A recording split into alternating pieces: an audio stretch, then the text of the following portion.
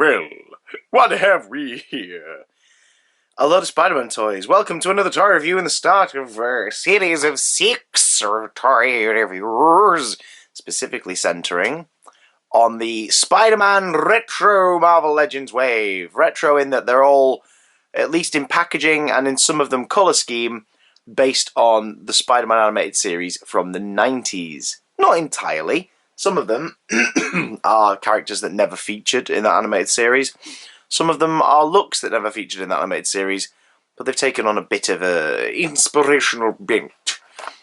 We've looked at a few of them here before. Over there, you'll notice J. Jonah Jameson in that shelf, alongside the Green Goblin. Then we have Gwen Stacy and Mysterio. If you look a little further up, you might be able to see Kingpin back there over Hydro Man's shoulder, and Spider-Man and Sandman there, getting into a bit of a scrap. So I've looked at a few characters from this wave before. You can see their reviews here on the channel. But this is the first complete wave I've picked up. This is known as Wave 2. Because the very first wave was Spider-Man, Electro, Green Goblin, Gwen Stacy, Peter Parker, who I've not managed to get yet as of this moment. He is on my Amazon wishlist, link below if you want to help me out there. And I'm sure there was another one, but I'm having a brain fart. These guys, though, are the second, these are all released at one time in one big go consistent wave, because all the others like Kingpin and Jameson and, even Webman, others that I have no interest in, like him, they've all been released as just individual sets. But we have a wave here consisting of Symbiote Suit Spider-Man, my first proper Marvel legend of the Symbiote Spider-Man, so I'm very excited to open him. The Spider Armor Mark 1, very 90s, very animated series, silver armor. Ben Reilly, Spider-Man's clone from the 90s. I've never had a figure of Ben in 6-inch scale, so I'm really excited to get that one. Shocker, one of my favourite punching bags of the Spider-Man and villains canon. I'm delighted to finally have a Shocker. Hammerhead, one of my favourite Spidey villains. And Hobgoblin, who I've owned before. The Hobgoblin I had before was the Toy Biz Spider-Man Classics one from the early to mid-2000s, which was basically the Demogoblin, because he's got his tongue sticking out, shredded up robes and everything, but painted to look like the Hobgoblin. They later re-released it as the Demogoblin, painted correctly. Liked it as a kid. As I grew older and started to read more Hobgoblin stories from the 80s, and really get into the versions of the Hobgoblin, the two incarnations that are knocking around during the Dan Slott run of the comics in the 2010s, I realised I didn't like that one so much. So today, our first figure that we're going to look at is the Hobgoblin. Is it about time I finally got one that was worth my attention? I'm not so sure from the offset. Bit of a shame. Hobgoblin is the featured goblin of the animated series of the 90s. He's the first one to show up, and later on Norman Osborn adopts the Green Goblin identity, so it's a bit backwards in this animated series. The illustration's fairly close to what it looked like in the 90s series. That is not quite the same. Still quite a fun sculpt, but not what I was expecting, and I don't know how to feel about it, but we'll get into the figure when we open it up. Packaging is in the style of the rest of the retro wave, which is this sort of flat back card, old school 90s style, but obviously blown up to 6-inch proportions. The big old Spider-Man logo on the front. You got the full wave of the figures there: Spider Armor Mark 1, Hammerhead, Symbiote Spider-Man, Ben Reilly, and Shocker. The bio that they give the Hobgoblin on here, because the bios are all loosely sort of based on the animated series.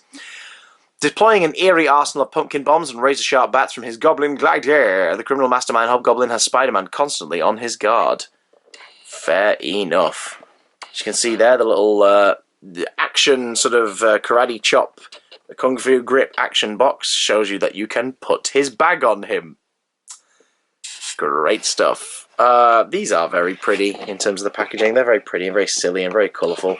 Obviously very different from the clamshell of the usual Marvel Legends figures. Let me bring in one for an example. The usual figures have a big old box like this, sealed in there, whereas these guys are on giant cardboard things.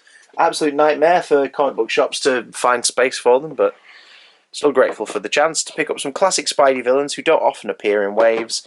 Let's see if the Hobgoblin is up to snuff. Jason Macendale, Ned Leeds, Roderick Kingsley at your service. Well, it depends, doesn't it? I think it was Macendale in the animated series. I might be wrong. I don't like the 90s animated series. I think it's shite.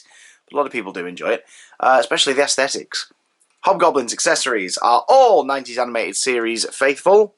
His Goblin glider is small and compact, like the Green Goblin figure from the earlier wave, complete with its own sculpt, the purple-headed monstrosity that it had in the animated series. So that's very Spider-Man the animated series. His bag is purple to accessorize, and I think is a slightly smaller sculpt than the Green Goblin's one. Like just a slightly smaller size. I might be wrong. But from here it looks a little tiny in comparison. It's got a little belt buckle on the front. And yeah, that's it for paint details. Hobgoblin has a pumpkin biome, much like the Green Goblin one. In fact, it's the same sculpt, except the difference here is his pumpkin biome... Sorry, I keep saying it like that. His pumpkin biome is translucent. The Green Goblin's is a solid plastic. This one is see-through. So that's kind of cool, because it means if you've got both, you have the alternative for display. You could display them with one or the other. Little pumpkin face on it, gas leaking out the side. It's quite cool. It's a nice alternative. As for the Goblin himself, let's see. Articulation-wise, pretty spry. He's got little, ankle articulation, side to side, front and back. He has a rotation in the calf at the top of his oversized boot, double knee joint. He has a swivel in the thigh. Crotch has quite a bit of movement, actually. Hey, which is good, because obviously when you're balancing him on the glider, you want to be able to pose him without him falling over all the goddamn time. He has a swivel in the waist, which is not hampered by his rubber belt, which you can use if you have his torso front on to disguise the torso articulation, should you wish, because it's a separate rubber piece. He has a decent rib crunch. His arms are a little stiff at the top, but they pop out and around. He has swivel in the upper arm. He has a double elbow joint, the lower part of which, like a lot of gloved figures in the MCU, the Marvel Legends wave, usually comic book ones, your Nighthawks, your Captain Americas and what have you, the glove stops the full range of movement that would be available for the lower joint of the elbow. The glove piece does move around, but you obviously don't want to wear it out too much. Try and keep his flaps on the outside.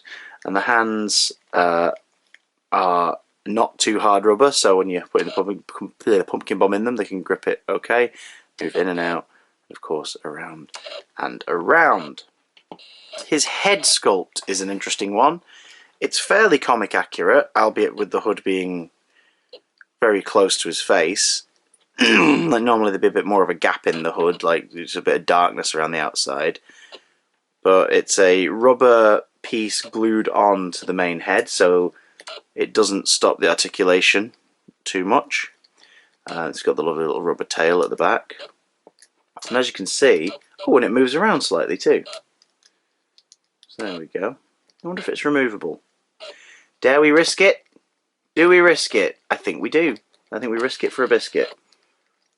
There we go. Oh. Oh. Do you know what? I'm not going to... I don't want to make it too loose. But yeah, it looks like it's not glued in place, so you could take it off if you wanted, which is fair enough. I wonder if he's got pointy ears, though. He has no ears. The head is sculpted for the hood, so he's got no pointy ears.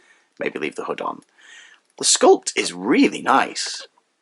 Like, it's a proper nasty-looking face. I think you could very easily customize this. If you already have a Hobgoblin, you want to create maybe a Carrion for your 80s, 90s villains roster. You could make Carrion with this because of the hood and the face.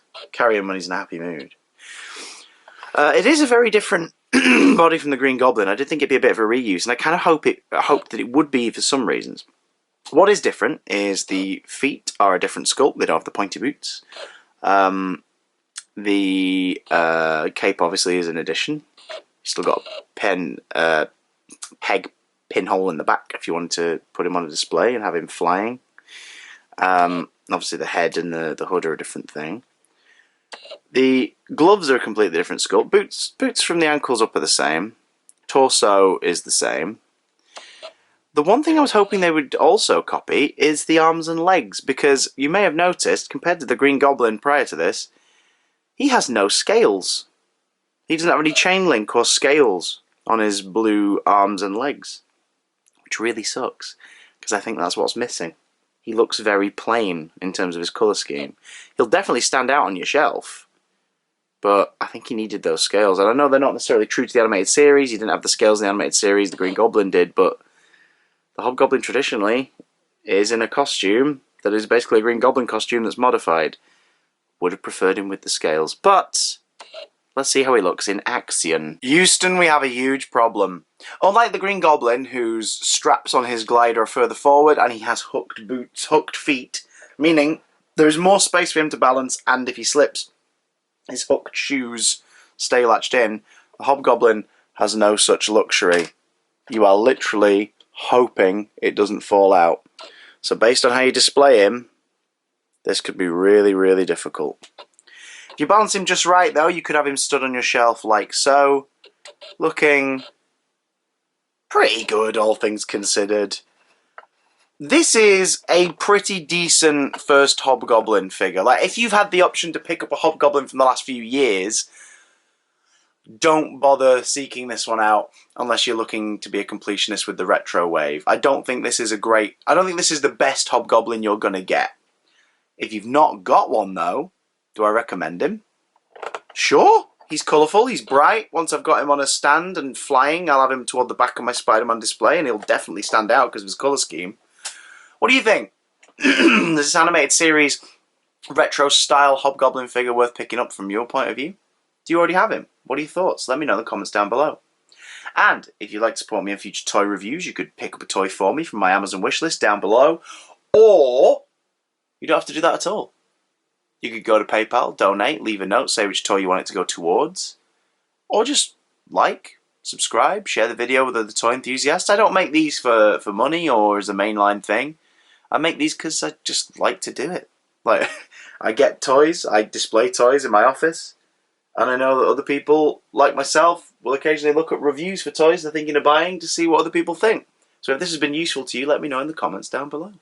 Much love, and I'll see you soon for another figure from the retro Spidey wave, namely Ben Reilly.